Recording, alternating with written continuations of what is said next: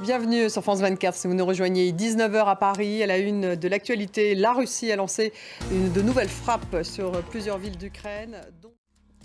Dans le débat, on abordera justement le sujet du mondial du Qatar. Est-ce qu'il y a un malaise autour de cette Coupe du Monde?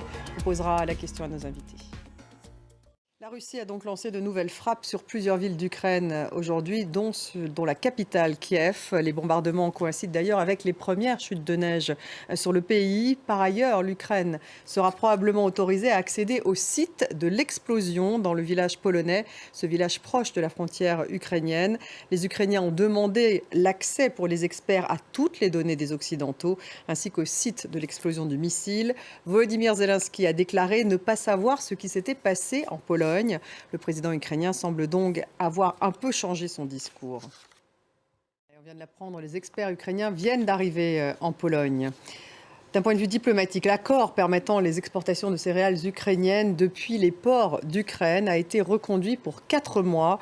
Ça lève donc les inquiétudes sur une possible famine, sur une possible crise alimentaire mondiale. Cette initiative des céréales en mer Noire expirait demain, vendredi à minuit. Et les 4 parties impliquées, la Turquie, l'Ukraine, la Russie ou encore les Nations Unies, sont parvenues à le prolonger. On fait le point.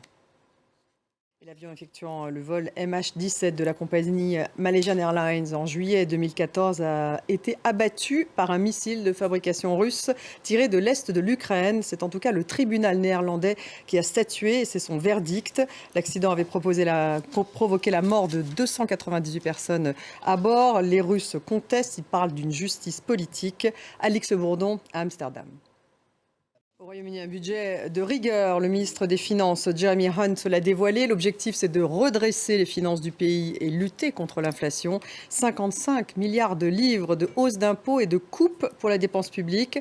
Il a mentionné notamment l'abaissement du seuil le plus élevé de l'impôt sur le revenu et un relèvement de la taxe sur les revenus exceptionnels des géants pétroliers et énergétiques. Florent Rodeau.